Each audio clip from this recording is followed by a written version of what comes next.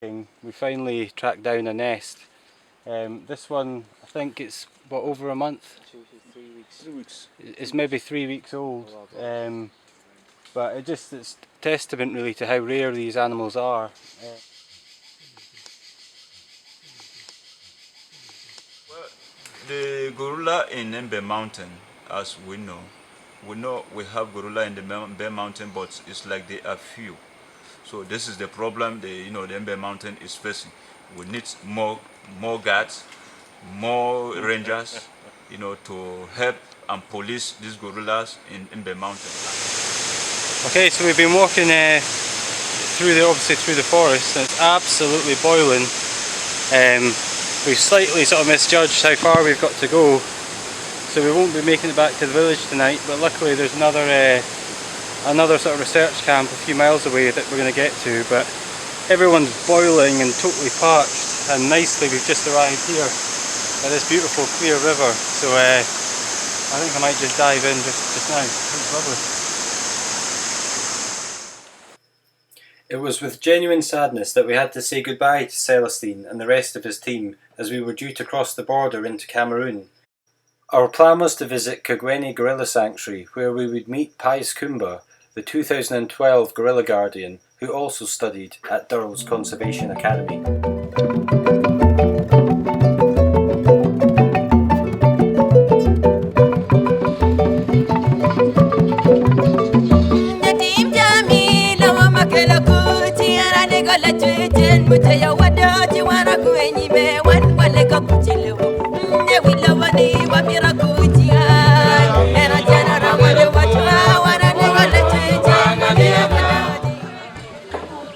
Okay, so we're in the village of Njikwa, and we're just getting everything ready, and we're about to start the hike up to Kagweni Gorilla Sanctuary. So we've got some porters and some armed guards, and here are our bags and stuff. So it should be about maybe a 5-hour trek. So.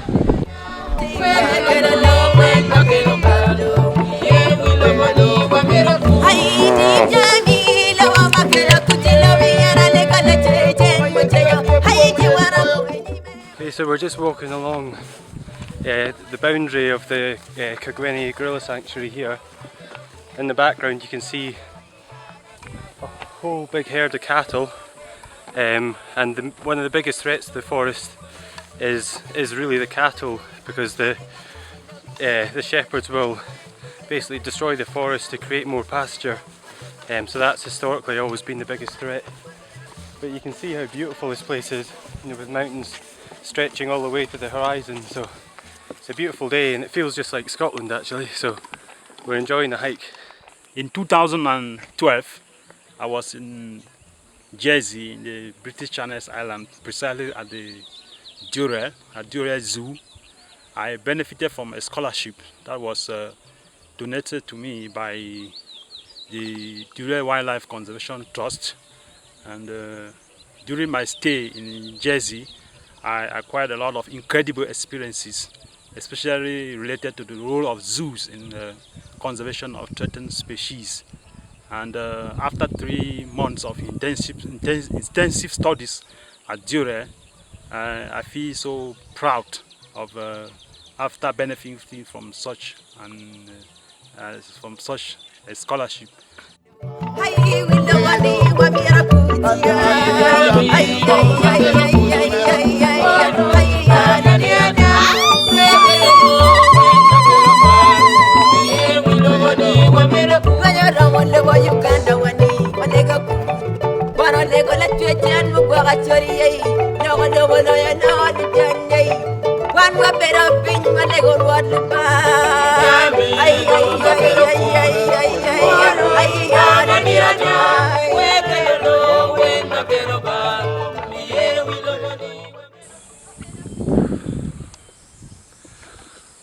Okay, so we woke up about half an hour ago, and as you see, the sun's just rising over the Bamenda Highlands there. It's an absolutely spectacular view. At the moment we're about 2,000 metres high, and on the other side here you'll see the forest. So this is the Kagweni Gorilla Sanctuary, which is about 19 square kilometres at the moment is thought to hold about 23 gorillas, which are divided into three groups approximately.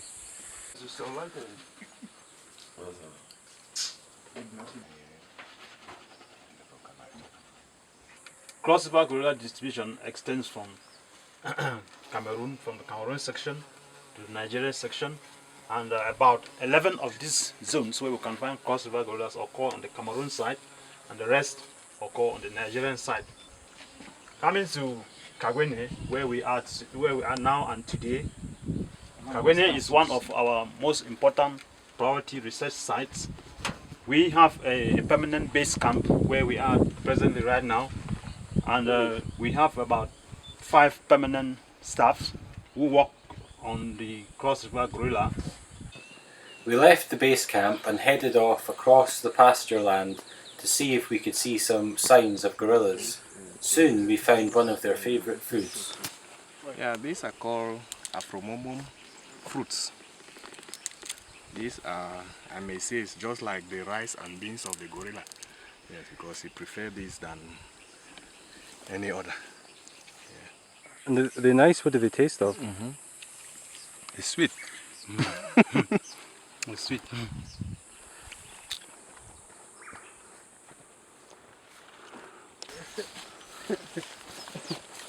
Wow. Go to go and then come back. So we go stand out. That's how you can afford it. Here, this is gorilla dung, and it's full of Afromomum seeds. And this is a cow dung. And the fact that they're next to each other is quite a paradox, because actually if this area wasn't grazed, it's highly likely that an Afromomum tree would grow from this dung. And these two sections of forest between us could be connected.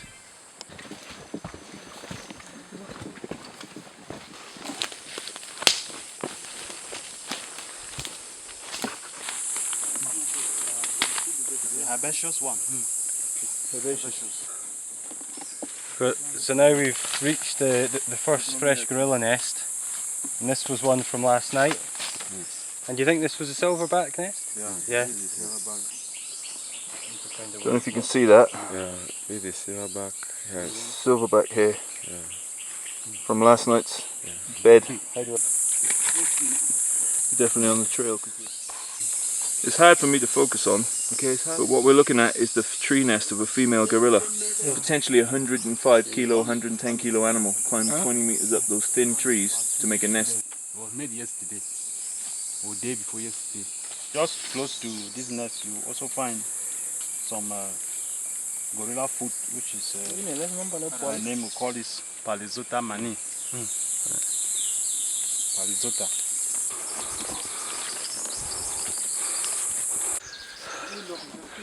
Yeah, so it appears that the gorillas sort of slept in those nests last night, and then in the morning they've moved up across this grassland, and we think they're in this forest block over here.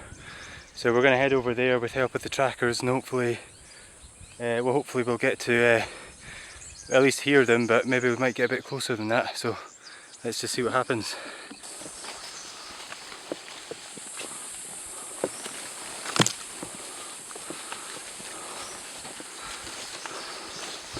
Okay, so we've just been told that we could be meeting them any moment, because we've just found the day nest from this morning. So any second we might come across them.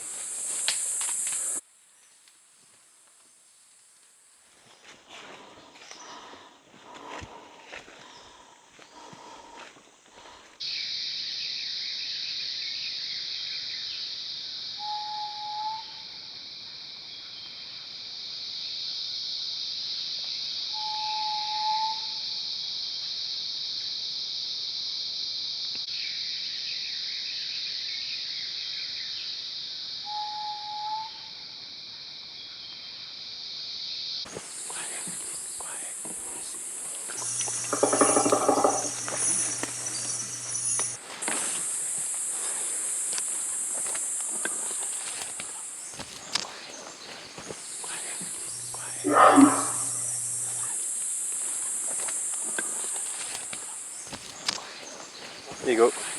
Unfortunately, after tracking a family across river gorillas for several kilometers through terrain like this, which is just torturous, We heard the rareback, we heard them alarm back at the silverback, but we just couldn't catch up with them. And now they've gone. Now they've gone up this mountain, and we just can't follow them fast enough.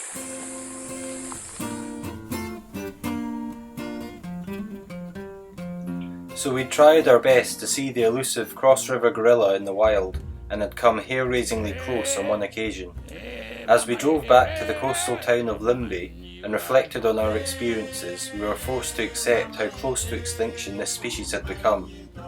There had been gorillas walking these forests for millennia, and yet today their survival hangs by a thread. The determination to save this species displayed by Pius and Celestine and the rest of their team gave us confidence that this thread would remain unbroken.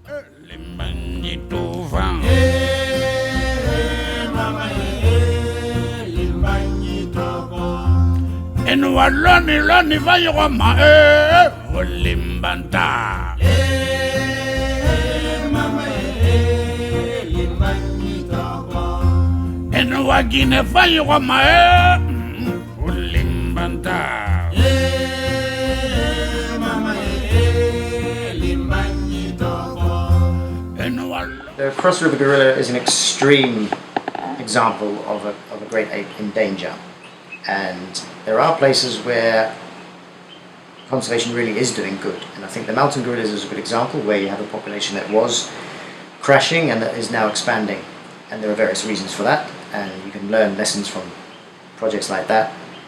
Obviously, if you go from West Africa to Central Africa in terms of habitats, there's massive forests there, and there are still large populations of wildlife. So I think there are some good areas of good prognosis. I think this is an extreme one where we have to act now and more rapidly, and maybe we can learn from some of the other areas and then use that to teach people what they will then need to do in Central Africa in a few years from now.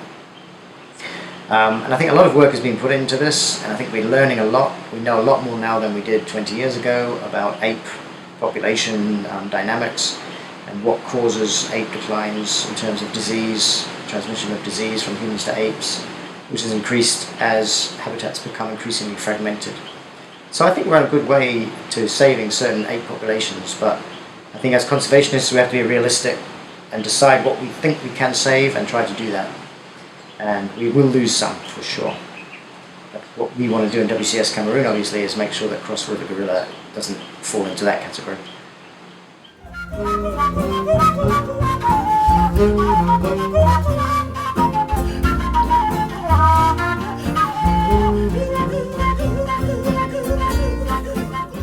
So we had one final place to visit before returning back to our own gorillas in Jersey.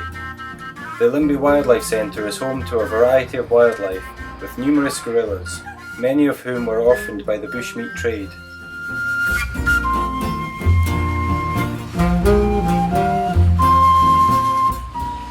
There was one very special gorilla we were particularly keen to meet, along with her keeper, who was also a graduate from Durrell Conservation Academy.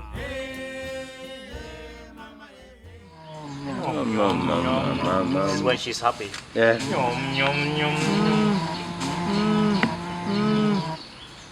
Okay.